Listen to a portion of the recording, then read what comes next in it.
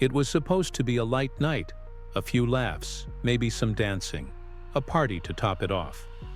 But underneath the glittering surface of old Hollywood charm, storm clouds had long been gathering. The world thought it knew Robert Mitchum. Tall, brooding, with that lazy voice and a smirk that could shut down a room. But behind the legend was a man whose demons weren't just whispered about.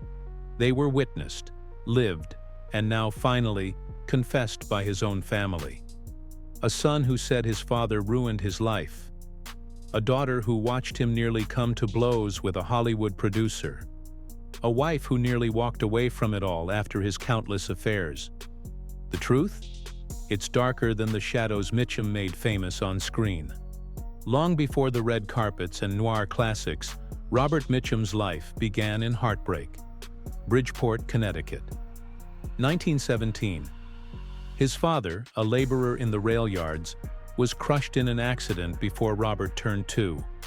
His mother, newly widowed with 3 kids, had no choice but to start over, remarrying a former naval officer and taking a job at a newspaper. But young Robert wasn't built for rules. By 11, he was expelled from school. By 13, gone, wandering through New York's Hell's Kitchen before drifting out across the country during the Great Depression. This was no ordinary childhood.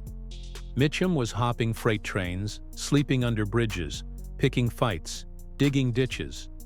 Life wasn't cinematic, it was survival. He was once injured so badly he nearly lost a leg. But it was in those ragged, painful years that something in him was forged. And just when it looked like he'd vanish into the cracks of America's lost generation, he met Dorothy Spence during a long recovery. She would become his wife, grounding a man the world would never quite understand. There's one story Mitchum always stuck to. At 14, he said he was locked up on a chain gang in Georgia. Vagrancy, hard labor, a brutal escape. Some called it a tall tale, but Mitchum never backed down from it. And somehow, that myth made him more real. Because what if it was true? Fate didn't knock. It dragged him in. In 1937, his sister Julie was acting in a tiny Long Beach theater when another actor bailed. They needed a stand-in. She pointed to Robert. One accidental performance led to another. Writing plays for kids, composing music for Orson Welles productions, slowly the drifter was becoming an artist. And then Hollywood noticed. By 1943, Mitchum was the guy getting punched off horses in B-westerns. He filmed 19 movies in 1 year.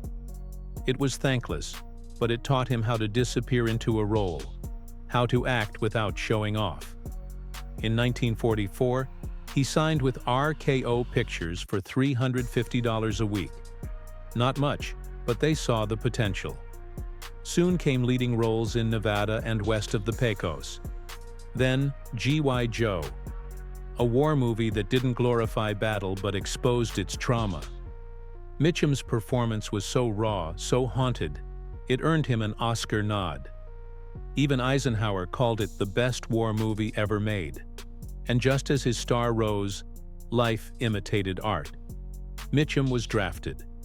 He served as a medic, cracking jokes with soldiers, avoiding combat. 8 months later, discharged. But while he was gone, the world had fallen in love with his weary eyes and gravelly truth.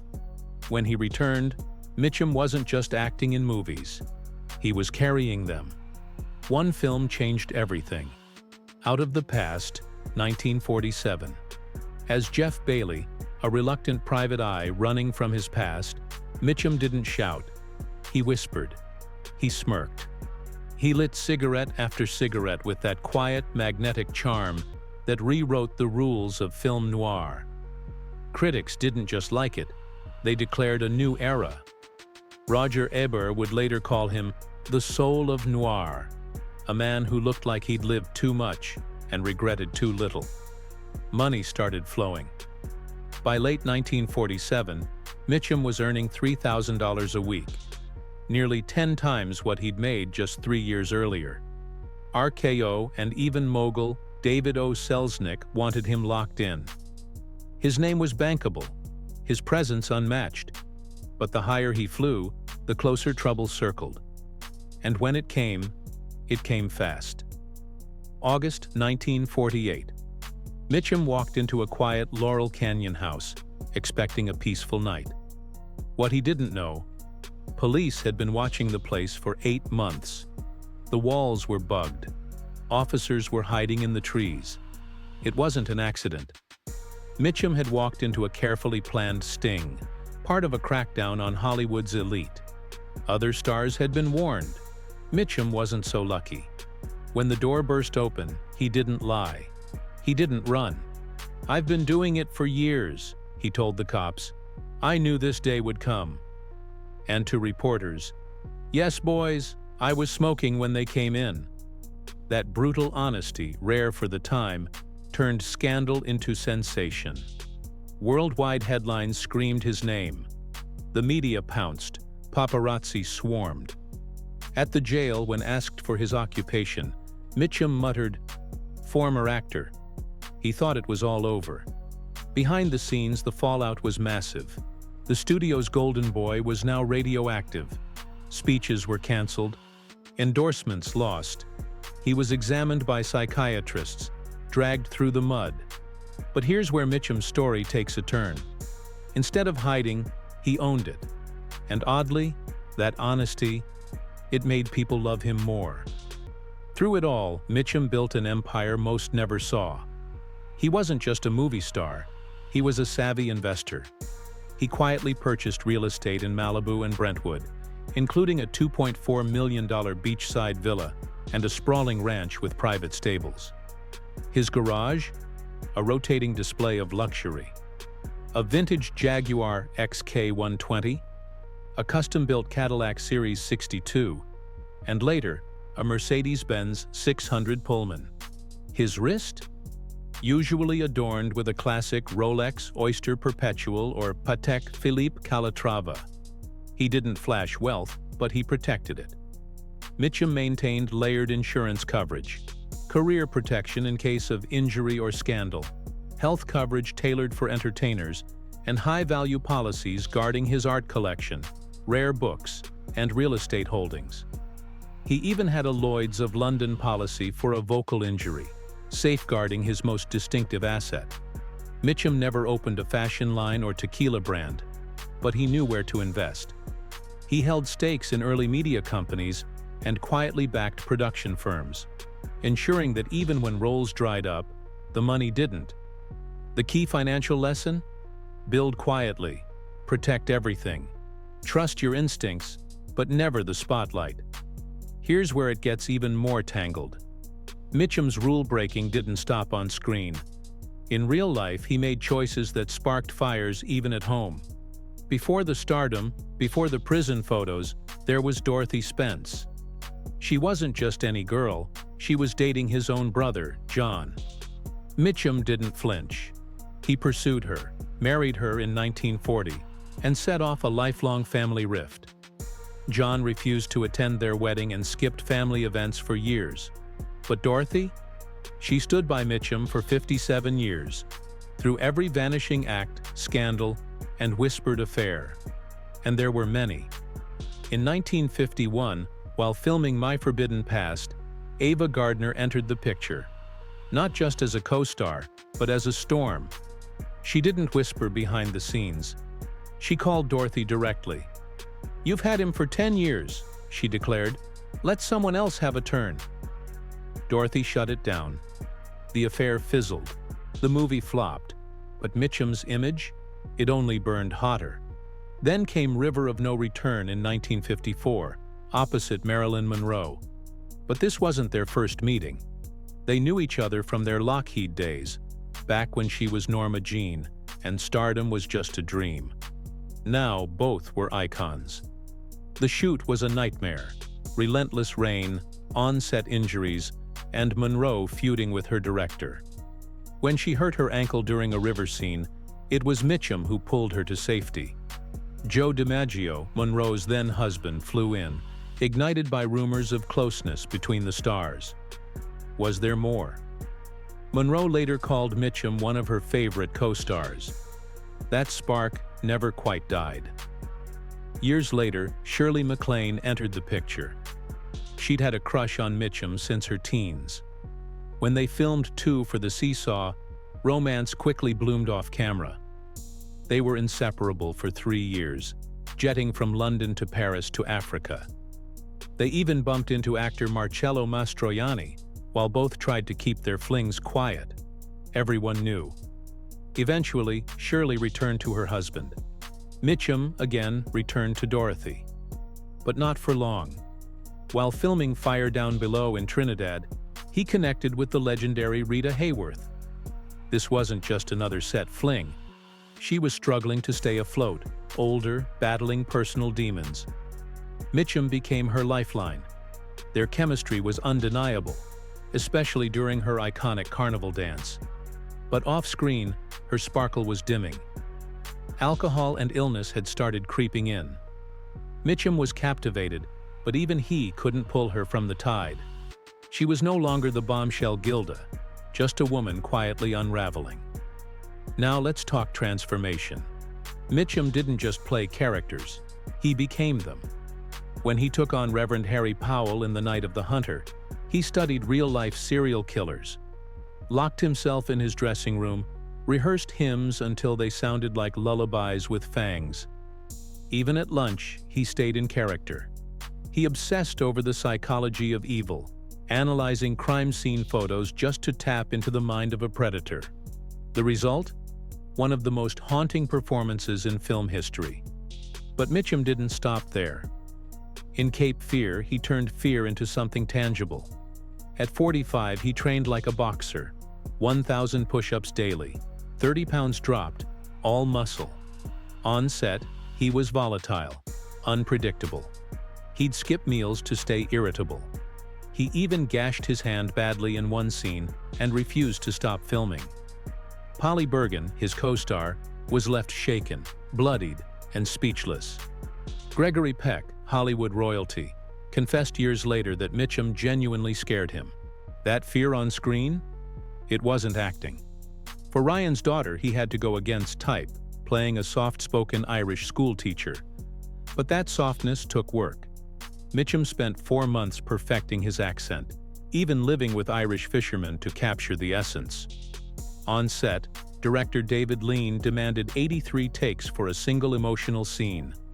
Mitchum finally cracked, stormed off set, but came back the next day and nailed it in one go. That one shot? It moved Lean to tears. But when it came to the Friends of Eddie Coyle, Mitchum went full method. He aged himself with junk food, put on 30 pounds, took out his dentures, and even slept in a beat-up car to become a washed-up criminal. Local crooks mistook him for one of their own. He refused makeup. Every wrinkle had to be real. Behind the grit and glory, Mitchum lived like few others could. Throughout his career, his net worth fluctuated. He wasn't the type to chase wealth, but it found him.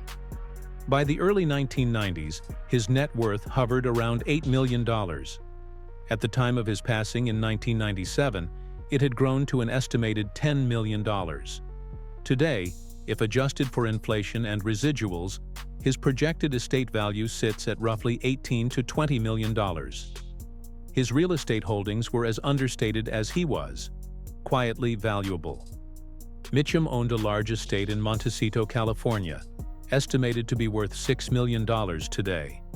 The property boasted ocean views, a secluded garden, and Spanish-style architecture. He also maintained a modest ranch in the Santa Ynez Valley, used as a retreat from Hollywood chaos. Combined, his real estate empire today would sit near $10 million. When it came to luxury, he had tastes, not obsessions. Mitchum was often spotted driving a 1967 Lincoln Continental convertible. Sleek, black, powerful. In later years, he upgraded to a Jaguar XJ6, a symbol of class with quiet ferocity. He owned a Rolex Oyster Perpetual, simple, timeless, and perfectly in sync with his persona. He wasn't one for flaunting, but he lived well. There were whispers about a small private plane he co-owned with a producer friend, mainly used for quick escapes to remote fishing spots in Baja and Canada. Mitchum did what no one expected. While others clung to fading fame in the 80s, he bet on television, specifically the winds of war. It wasn't just a role, it was a seismic shift. Over 140 million tuned in, and Mitchum, once counted out, was suddenly in every living room in America. This wasn't a comeback, it was a masterclass in legacy management. The gamble paid dividends not only in ratings, but in financial resurgence. His net worth, once dented by missteps and time away from the spotlight, surged past $10 million before his death. Today, adjusted for inflation, his lifetime earnings and estate valuation would edge near $35 million. And the lessons from that pivot? Never bet against an icon who's willing to start over. What the world rarely saw was Mitchum's other side, his silent generosity. He built the Derman Foundation in secret, funneling millions to children's hospitals and veterans. This wasn't publicity. This was purpose. At Children's Hospital Los Angeles, a burn treatment center still operates today, a legacy tied to Mitchum's name in whispers, not headlines. When a young stuntman was injured, Mitchum didn't issue a statement. He wrote a check, and another, and another. In a town obsessed with being seen, he chose to disappear into the shadows of his own charity. Behind closed doors, his investments told another story. Mitchum wasn't reckless. Real estate made up nearly 50% of his wealth portfolio. From his oceanfront estate in Santa Barbara, valued at $4.5 million at the time, to a quiet ranch in Maryland and a condo in Hawaii, he played the long game. These weren't vanity buys. They were havens. His Santa Barbara home alone has appreciated to nearly $12 million today, now a part of his family trust. His vehicles? As understated as the man himself. A vintage Jaguar XK150, a 1963 Lincoln Continental, and a sleek black Mercedes-Benz 300 SE. Each one restored and maintained meticulously. In his later years, he switched to a more comfortable ride, a silver Lexus LS 400, favoring reliability over flash. Luxury didn't end there. His collection of timepieces, including a rare Patek Philippe Calatrava and a vintage Rolex Explorer, reflected a taste for timeless class. There were no Instagram boasts or red carpet show-offs, but in private, Mitchum lived like a man who understood value. Even his insurance portfolio told a tale of quiet control. He had long-term health coverage, full asset protection for his properties, and rare among stars, career interruption insurance in case health or scandal ever sidelined him. That kind of foresight, it saved his estate from chaos in his final years. But behind the financial finesse was a man haunted by choices. One of the most painful was his fraught relationship with his sons. Christopher Mitchum, once poised for stardom beside John Wayne, found his career strangled by invisible wires. The twist? Those wires may have been pulled by his own father. Rumors swirled for years that Robert, fearing Hollywood would chew his son up, quietly blocked opportunities. Christopher never got a clear answer, but the pain never left. Only in those final days did father and son sit in silence, talking in low tones, unraveling knots that had taken decades to form. To the Pacific, accompanied by Jane Russell and close family. Years later, when Dorothy passed, her ashes joined his in the same waters. Together, finally still. So what's the legacy of Robert Mitchum? It's not just in the roles or the rumble in his voice. It's in the students who graduated on GI Bill scholarships he funded, the children saved by a burn center he built in silence, and the quiet moments with family that revealed a man far deeper than the characters he played. For fans, there's a powerful takeaway. True wealth isn't just measured in dollars, it's measured in dignity, foresight, and the impact left behind when the lights go down. Mitchum mastered that balance and left behind a life that still whispers through the waves. From hidden poetry to real estate empires and secret generosity, Robert Mitchum redefined Hollywood cool. Like, comment, and subscribe. Next time, even more legends. Until then, stay legendary, just like Mitchum.